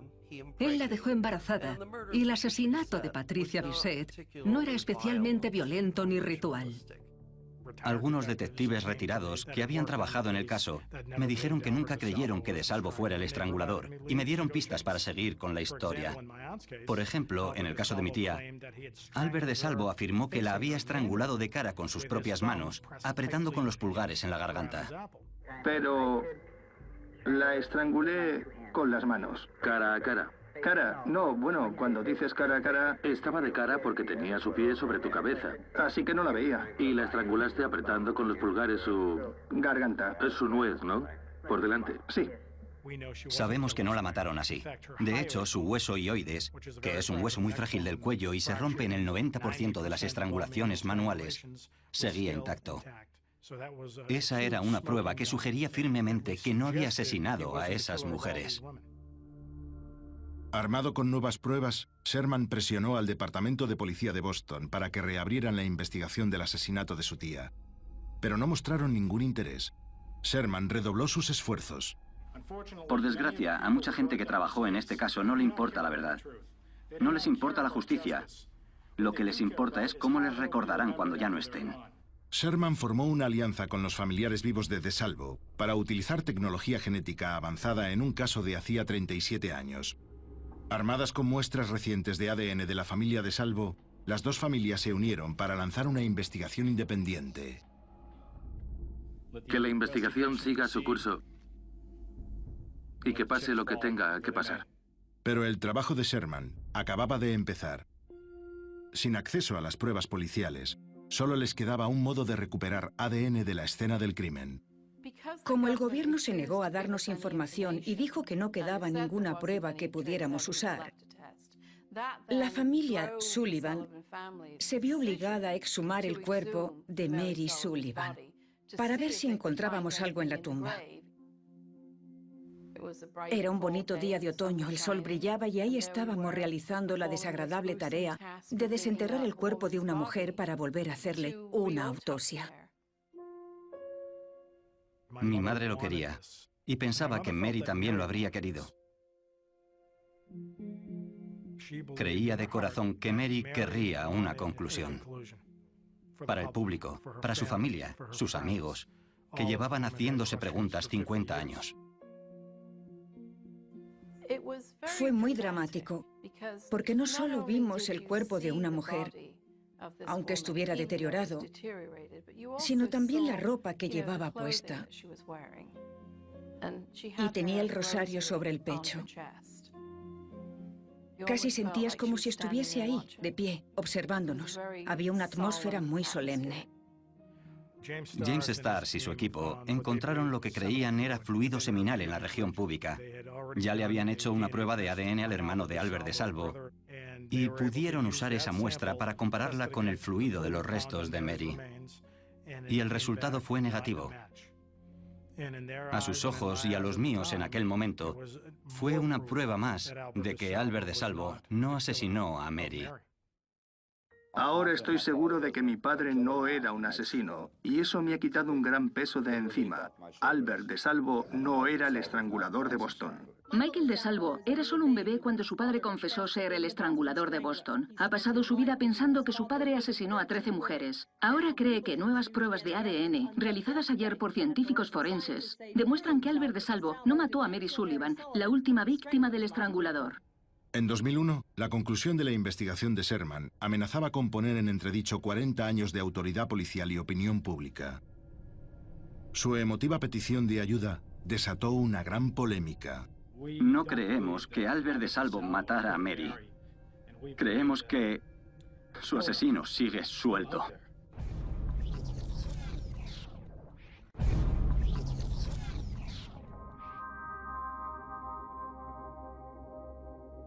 Boston, 2012. Ha pasado más de una década desde que Casey Sherman finalizó su investigación sobre el ADN en la última víctima del estrangulador, su tía, Mary Sullivan. La discrepancia entre el perfil genético de la familia DeSalvo y el esperma encontrado en el cuerpo exhumado de Sullivan reavivó las dudas sobre su papel en el asesinato.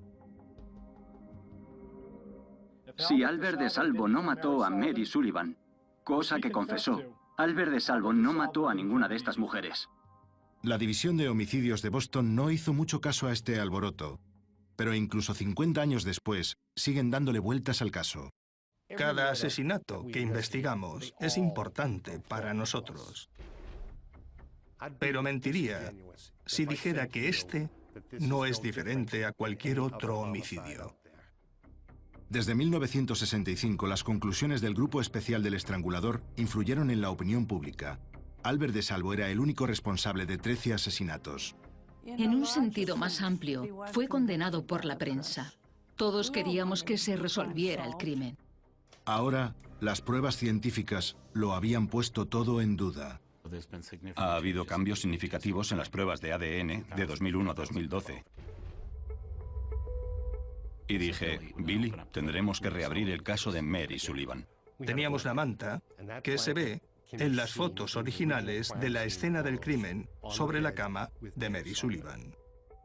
Una pequeña mancha de semen es visible en el borde. Muestras adicionales fueron tomadas de la boca de Mary Sullivan. Se habían tomado 6 muestras durante la autopsia y encontré células intactas de espermatozoides en todas ellas. Don dijo que la tecnología había avanzado en cuanto a las pruebas de ADN hasta un punto tal en el que podríamos tener otra oportunidad.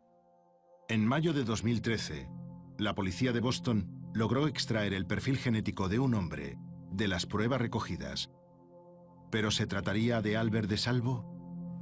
La policía de Boston fue capaz de determinar que un familiar de DeSalvo podría ser no una coincidencia exacta, pero sí suficiente para descartar o no a Albert DeSalvo como sospechoso. Lo primero que intentamos fue encontrar una muestra que cumpliera los requisitos de una investigación de homicidio y que pudiéramos utilizar. Buscamos por todas partes, en la policía estatal, en el departamento correccional de cuando Albert DeSalvo fue asesinado en la cárcel, en la oficina de medicina forense, y finalmente descubrimos que la autopsia de Albert DeSalvo había sido realizada en una funeraria. No había pruebas físicas que pudiéramos utilizar.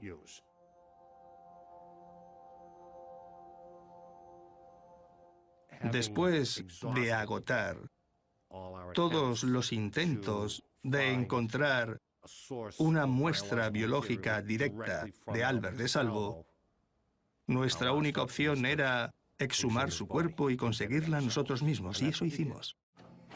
Esta vez, una muestra de ADN tomada del sobrino de DeSalvo se acercó peligrosamente a una coincidencia. Eso nos daba causa probable para ir a un juzgado y decir: creemos que si podemos exhumar el cuerpo de Albert DeSalvo, podríamos demostrar definitivamente quién fue el asesino de Mary Sullivan. El 12 de julio de 2013, el cuerpo de Albert DeSalvo fue exhumado de su tumba y extrajeron una muestra de ADN de su fémur izquierdo para analizarla.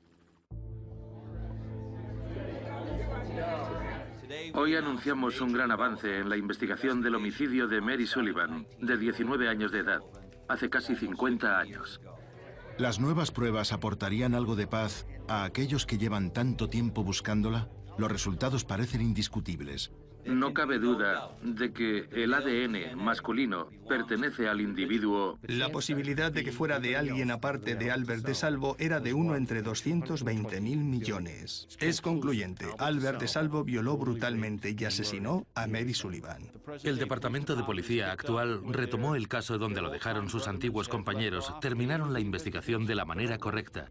Es genial. Es uno de los mayores casos de la historia del crimen estadounidense. Para Casey Sherman, periodista y sobrino de Mary Sullivan, Este suceso hizo que se lo replanteara todo. Como periodista de investigación, solo vas donde las pruebas te llevan, y si Albert DeSalvo depositó su ADN en la escena del crimen de mi tía, Albert DeSalvo mató a Mary Sullivan. Infravaloré las capacidades criminales de Albert DeSalvo.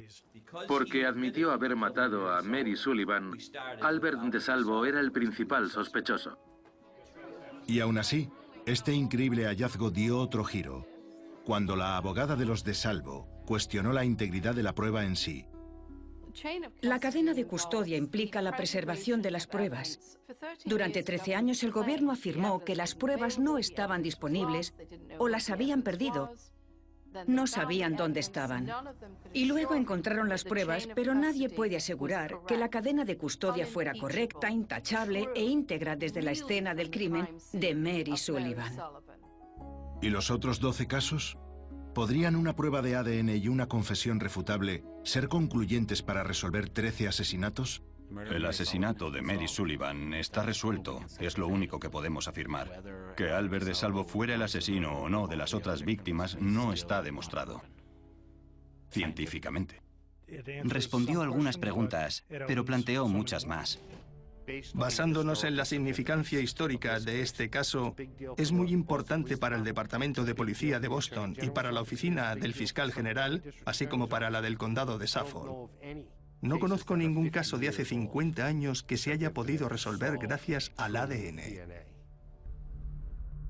Pero para algunos, ni siquiera estas revelaciones concluyentes pueden deshacer el nudo del estrangulador. Ahora sabemos mucho más sobre los asesinos en serie que en aquella época. Suelen elegir un tipo concreto de víctima y ceñirse a él. Los asesinatos del estrangulador eran muy variados. Aunque Albert DeSalvo confesó los 13 asesinatos, sigue siendo un misterio. Sigo sin estar convencido de que Albert DeSalvo fuera el estrangulador de Boston, y creo que siempre habrá preguntas sobre si fue o no el último de una serie de imitadores. Para otros cercanos a la investigación, las confesiones de DeSalvo siguen siendo ciertas. Lo curioso es que cuando Albert fue a la cárcel, dejaron de morir mujeres. No tengo absolutamente ninguna duda de que Albert DeSalvo era el estrangulador de Boston. No creo que estuviera copiando a nadie. No me cabe duda de que hizo lo que dijo que hizo, y lo que es más, que no lo hizo otra persona. Los criminales son humanos, son complicados. Según su propia descripción, había un auténtico monstruo en su interior. Si te sumerges en esa realidad lo suficiente, empiezas a preguntarte si eso podría estar en todos nosotros. ¿Llegaremos a saber lo que ocurrió a 13 mujeres asesinadas en Boston hace medio siglo? Sigo esperando que en algún lugar haya una prueba que nos ayude a resolver el resto de los casos. En lo que respecta a la policía de Boston y los asesinatos que tuvieron lugar en la ciudad de Boston, solo está cerrado el caso de Mary Sullivan. El resto sigue abierto y seguirán abiertos para siempre, de ser necesario. Por ahora, el estrangulador de Boston nos deja con la duda. La historia del estrangulador os voy a contar, que afirmó matar a 13 mujeres, jóvenes y viejas, por igual. Al revelar su secreto, la fama le será dada, pero cargará a su familia de vergüenza indeseada. Hoy se sienta en una celda, en lo más profundo, un secreto alberga. Por todas partes la gente parece dudar. ¿Está el estrangulador en la cárcel o está en libertad? Boston. Aproximadamente a las 8 de la mañana, los vecinos declararon haber visto a su amiga, Helen Blake, sacudiendo una alfombra por la ventana.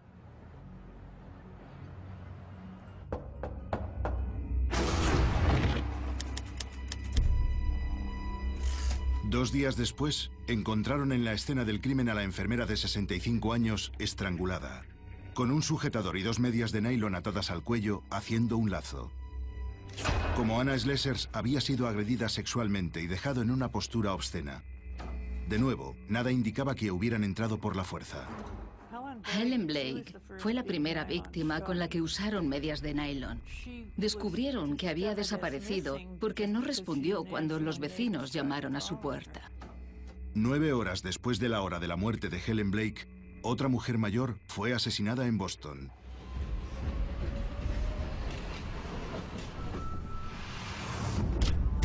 Una fisioterapeuta jubilada de 68 años, Nina Nichols, fue estrangulada y decorada con 2 medias de nylon atadas en un lazo.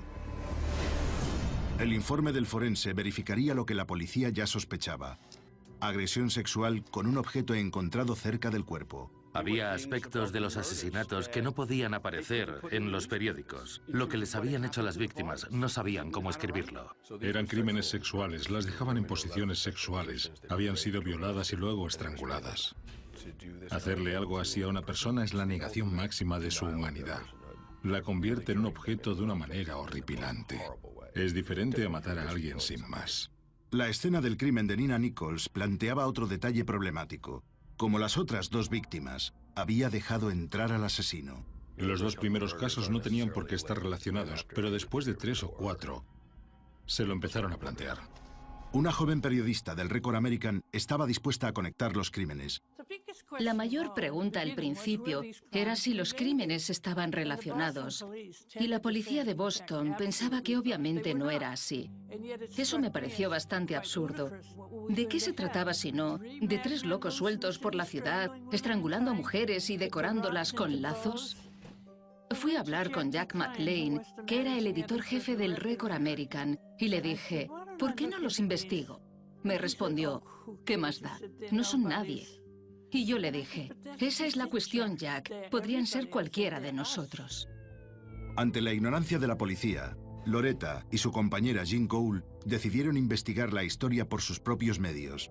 Pensamos que cuanto más pudiéramos contar al público sobre lo que había pasado, más probabilidades tendrían las mujeres de sobrevivir. La cobertura explícita de McLaughlin y Cole conmocionó a Boston. Y sus teorías encontraron un público rápidamente. Estábamos aterrorizadas.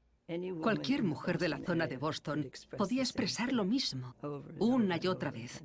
Todas éramos vulnerables. Y la policía no contaba demasiado. No querían creer que los casos estuvieran relacionados. El jefe de homicidios, John Donovan, mantuvo casi hasta el final que no habían sido cometidos por un solo hombre. El hecho de que algunas fueran estranguladas con medias de seda, otras a mano desnuda y otras con alguna ligadura diferente, tiende a demostrar que estos actos o crímenes fueron cometidos por más de una persona. En plena tormenta mediática, Loretta se hizo con el control de la historia, poniendo un nombre a ese desalmado: el estrangulador de Boston. Un mal indescriptible ahora tenía nombre. La histeria se apoderó de la ciudad. Hay miedo en Boston. Los repartidores tienen que dejar los paquetes en la puerta. Las organizaciones benéficas se están resistiendo y a la policía le cuesta que les dejen entrar en las casas. Señora, ¿qué opina del estrangulador? Ya ha hecho mucho daño. Deberían arrestarlo y que pague por lo que ha hecho. Os podéis imaginar a mujeres normales caminando por las calles con navajas en el bolsillo, usando horquillas como arma. Si la policía no iba a atrapar al estrangulador de Boston, entonces tendrían que defenderse ellas. Las mujeres, sobre todo las que vivían solas, estaban aterrorizadas. Como pueden ver por estas jaulas vacías, unas 30 en esta sala, hay una gran demanda de animales de todos los tamaños. Muchas dejaron sus habitaciones y se mudaron juntas durante un tiempo. Después de estos estrangulamientos, ha habido un incremento en las ventas de cerrojos. Este caso fue el del primer asesino en serie en la historia norteamericana. El primero que llamaba la atención del mundo desde que Jack el Destripador atacara a mujeres en la década de 1880. No eran asesinatos en guetos, sino algo que les estaba pasando a mujeres blancas de Boston que se sentían totalmente seguras en sus vidas. De repente nadie se sentía seguro. Todo el mundo temía al estrangulador. Lo leí en la prensa y lo oí en la radio. Sé que todos se andaban con mucho cuidado. Sobre todo las mujeres solas. Nunca me costó entrar en ningún lado. Nunca tuve ningún problema.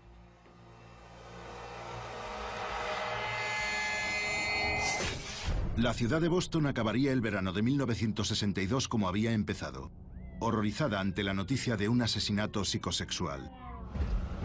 El 21 de agosto, la policía encontró a una mujer de 75 años, Aida Irga. Llevaba 3 días muerta y estaba en la postura más grotesca. Tenía las piernas atadas a 2 sillas a 1,5 metros de distancia, con una luz encendida en medio. ¿Qué se le pasaría por la cabeza al que estaba haciendo todo eso? Loretta y sus compañeros siguieron informando de la escalada de depravación, pero la preocupación pública no se acababa ahí. Una de las cosas que fascinaba a la gente de Boston es que parecía imposible de atrapar. La gente le empezó a atribuir cualidades sobrenaturales. Comenzaron a mitificarlo. Como respuesta al pánico general, el comisario de policía Edmund McNamara canceló las vacaciones de todos los agentes de su jurisdicción. Cuando la población tiene miedo, la policía tiene una gran tensión que no desaparece, sino que se va acumulando, como en una olla a presión. En 9 días, la fe en que la presencia policial, un violador y asesino en serie siembra el terror. El estrangulador de Boston es la versión norteamericana de Jack el Destripador. 13 asesinatos como ninguno hasta entonces. Había cosas sobre los asesinatos que no podían poner en los periódicos. Esas pobres mujeres asesinadas eran mayores y totalmente indefensas, o mujeres jóvenes al comienzo de su vida. Cuando cualquier hombre es sospechoso. Los crímenes fueron cometidos por más de una persona. Y toda mujer una víctima en potencia. Este tipo de depredador es la peor pesadilla para la policía. 13 muertas no descansarán en paz hasta que el caso del asesino en serie más famoso de Estados Unidos... Hay que volver a la acción. Quede cerrado. El estrangulador de Boston. A esa mujer no la conozco. No sé quién vive en el apartamento. Hablo rápido y a veces no me entienden. Notaba una llamada en mi interior, lo que impulsa a un hombre. A veces sentía que algo me estallaba en la cabeza. Soy el estrangulador de Boston.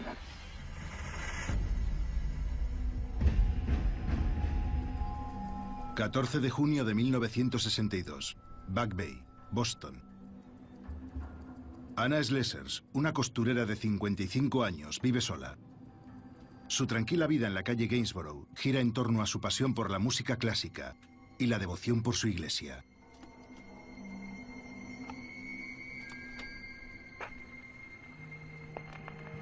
Dentro de 2 horas, su hijo Jarvis llegará para acompañarla a un funeral.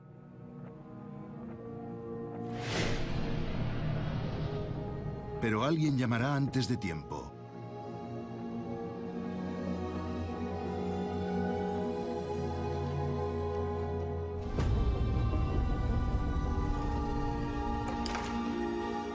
He venido a hacer unos arreglos.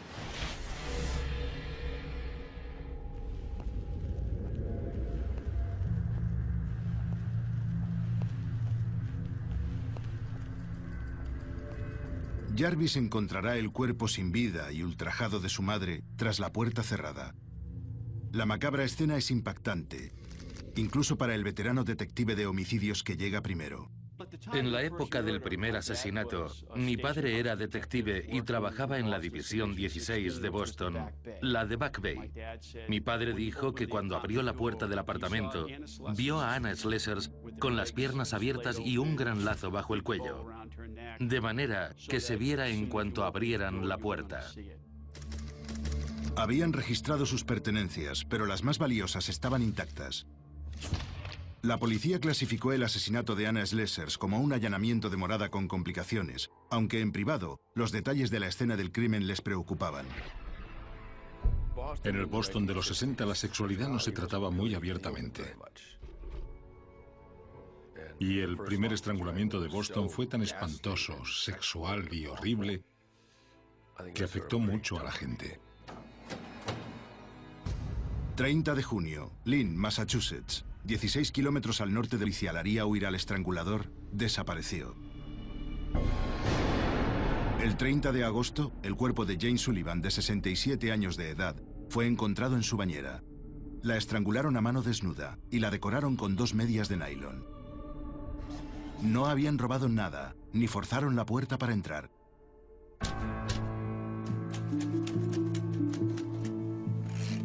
La caza de brujas en busca de sospechosos había empezado.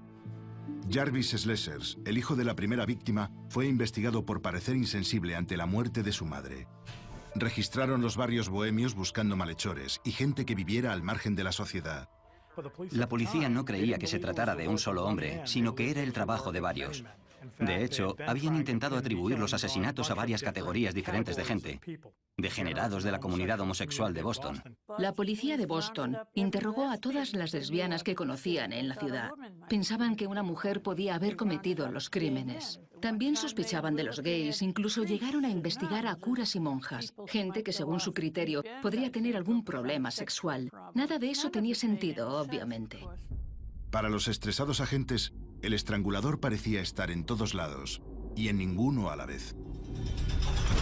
En poco más de 2 meses, 5 mujeres mayores habían sido estranguladas con medias de nylon, el cinturón de un albornoz y una funda de almohada. Todo eso atado con el mismo nudo doble en forma de cuadrado. Lo perturbador es que se conoce como el nudo de la abuela y se había convertido en una firma inconfundible. Pasarían 3 meses antes de que cayera la siguiente víctima. Cuando pasa un tiempo, siento algo. ¿Qué es? ¿El destino que me lleva de una a otra? Esta vez, todo sería diferente.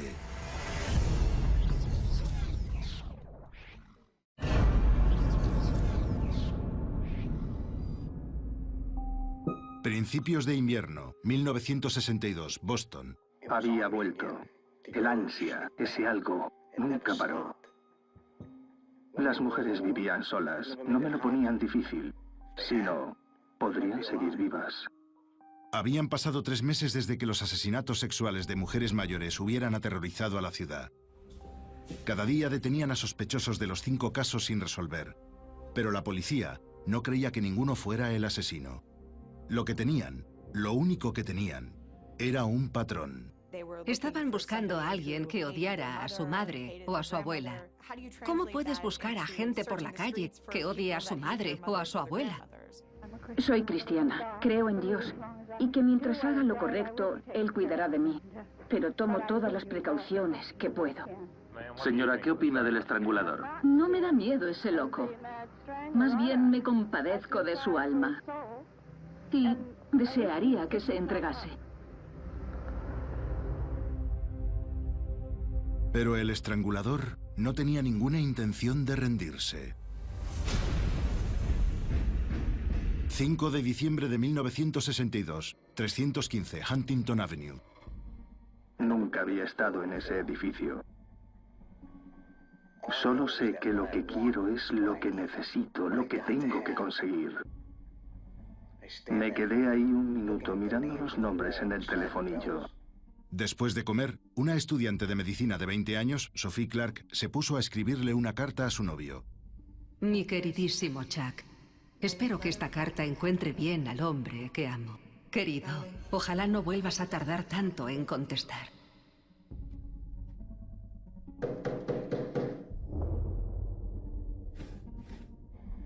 Estaba enfebrecido, como si la cabeza me fuera a estallar.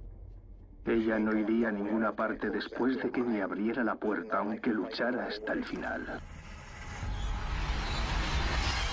A primera hora de la tarde, se convirtió en la 6ª víctima del estrangulador de Boston. El de Sophie Clark fue un asesinato que mi padre siempre describió como reciente. Acudieron a la escena del crimen unas horas después de que se cometiera. No había señales de que hubieran forzado la entrada, pero la violencia impregnaba la escena. Sophie había sido violada, sus gafas estaban rotas y tenía una mordaza puesta. Una combinación blanca y un cinturón elástico estaban enrollados alrededor de su cuello. La terrible firma parecía inconfundible. ¿O no?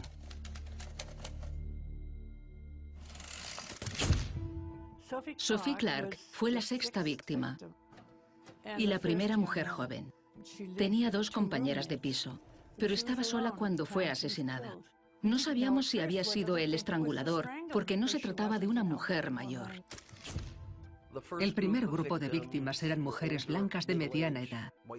Y la siguiente fue una mujer joven y guapa, afroamericana. Este comportamiento es muy inusual en un asesino en serie. Y había algo más. El laboratorio policial confirmó la presencia de semen al lado del cuerpo. Después de las primeras 5 víctimas, el modus operandi del asesino cambió. No solo al elegir a mujeres más jóvenes, sino por la presencia de semen. En lugar de abusar sádicamente de las mujeres con objetos, hubo un cambio en el patrón, lo que me indica que posiblemente hubiera más de un culpable. El asesinato de Sophie Clark fue un mazazo para la ciudad de Boston. ¿Sería un imitador? ¿O ese desalmado había cambiado de apetitos? Resultaba abrumador y aterrador, porque nadie sabía a qué se debía. Nadie sabía quién podría ser el responsable de estos crímenes. Nochevieja, 1962. En el barrio de Fenway, de Back Bay, Boston. Me dan ganas de decir, no abras la puerta, ayúdame. Espero que no me deje entrar y hacerle eso.